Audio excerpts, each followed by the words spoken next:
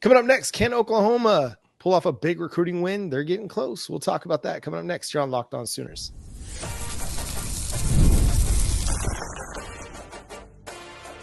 You are Locked On Sooners, your daily podcast on the Oklahoma Sooners. Part of the Locked On Podcast Network, your team every day.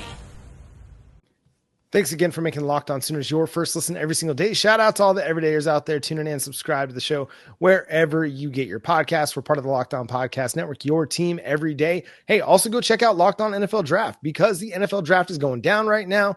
You might want to see what your favorite team's going to do and hear analysis from local experts about what your favorite team is doing. Go check out Locked On NFL Draft wherever you get your podcast. It's also playoff time, so make sure you find your favorite team coverage here on the Locked On Network, whether it's basketball, NHL, Major League Baseball's in full swing. We got you covered. Every major team is covered here on Locked On. So, Jay, recruiting time. The Oklahoma Sooners have 4 prospects in their 2026 recruiting class.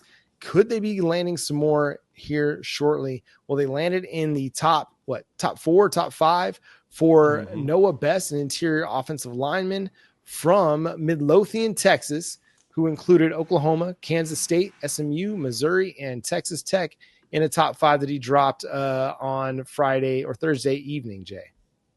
Yeah, and he just finalized his official visit time for Oklahoma, with being the first weekend in June, the 6th through the 8th, and he's got his 5 teams. Oklahoma made the list, and there's going to be some stiff competition for the kid because he is really, really good. And a lot of people see him as an opportunity as someone that's going to be able to really show up and show out. We got to go against Kansas State, got to go against SMU.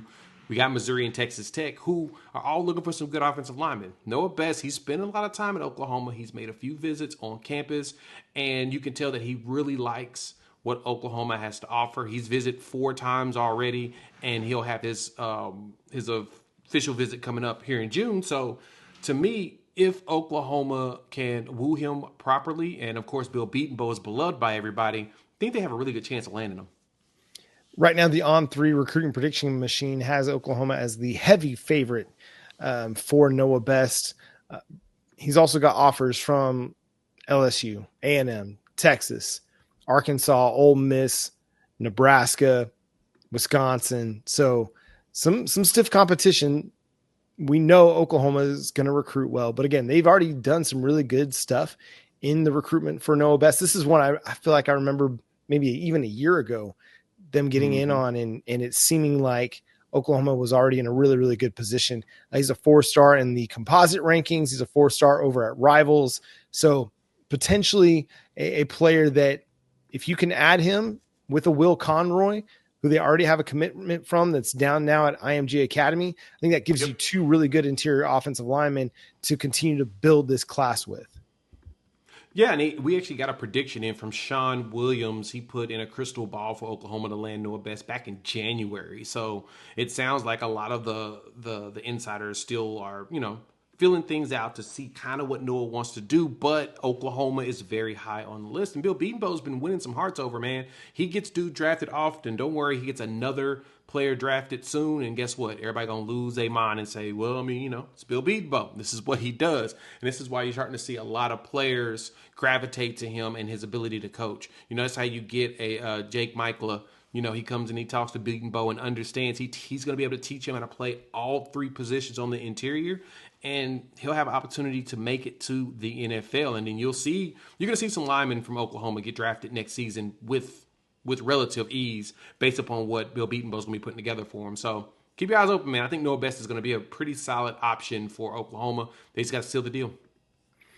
The Oklahoma Sooners also issued several offers this week. One to a Reston Layman, no relation to Teddy, but a defensive lineman. They also to Justin Weeks, another defensive lineman in the class.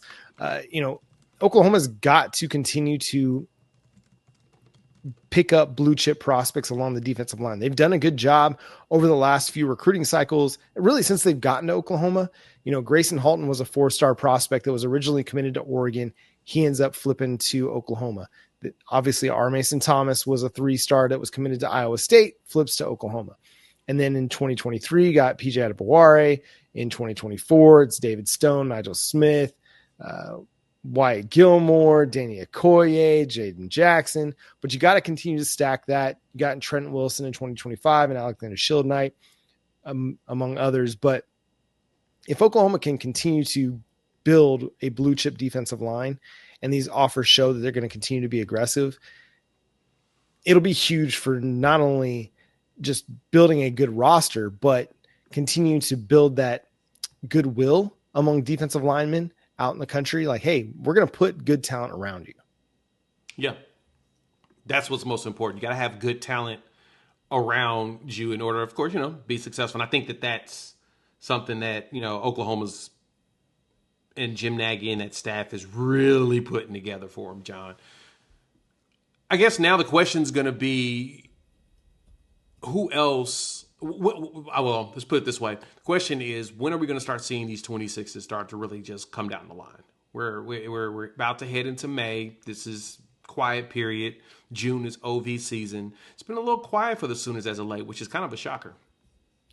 Yeah, I would imagine that here in May, June, we start seeing more commitments coming. But you think back to, what was it, the 2024 class, the Michael Hawkins class, and we got to April and they didn't have anybody committed, but then they got Jeremiah Newcomb and Michael Hawkins committed in the month of April. And then things just kind of started to slowly snowball. Jayden O'Neal got the party started kind of early, right? And then, well, actually, I guess originally it was Jonathan Hatton got the party started really early before decommitting and then ultimately committing to Texas A&M. But, you've got these 4 that are part of the class right now, and it all kind of came pretty early for Oklahoma's typical recruiting timeline. But it's the May, June, July, August. That's when a lot of these commitments really, really start to hit, and Oklahoma really starts to build its class. Yeah, I think we'll probably see a big, like I said, we'll see it probably about here in June, July.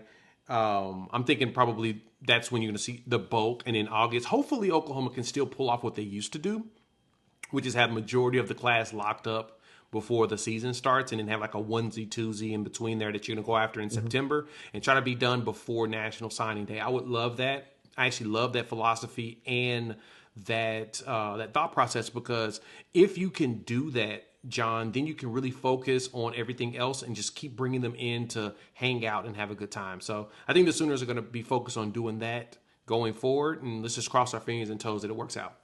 Yeah, and just when I'm on vacation at the end of June, beginning of July, that'll probably be when a lot of these, commitments come down, because that's just usually how it goes. But I remember last year, July was kind of a big month. They had several days where they had, or a couple days at least, where they got 2 commitments in one day, if I remember right. Like if it was a lot this past July or the July before that, where it was just like one after another, after another, after another. And I can't wait, because you know what? That gives us a lot more to talk about here on Locked On Sooners, as we're still 3 months away from the start of fall camp and college football in the fall. But that's going to do it for today's episode of Locked On Sooners. Thanks so much for tuning in, being a part of the show. Subscribe to the show wherever you get your podcasts. We're free and available on all podcast platforms and on YouTube. So hit that subscribe button and that notification bell to let you know when new episodes drop. Follow Jay at Unfair Sports. Go check out his channel, Unfair Sports, over on YouTube. You can follow me at John9Williams. You can read my work covering the Sooners over at SoonersWire.com. The show is at Locked On Sooners on all of your favorite social media platforms. So make sure you follow us wherever you like to do your social media things. But until next time, he's Jay Smith. I'm John Williams. We'll talk to you then. Boomer Sooner. Let's get this recruiting party started. Oh yeah, somebody's gotta get drafted. Oop. Should probably hit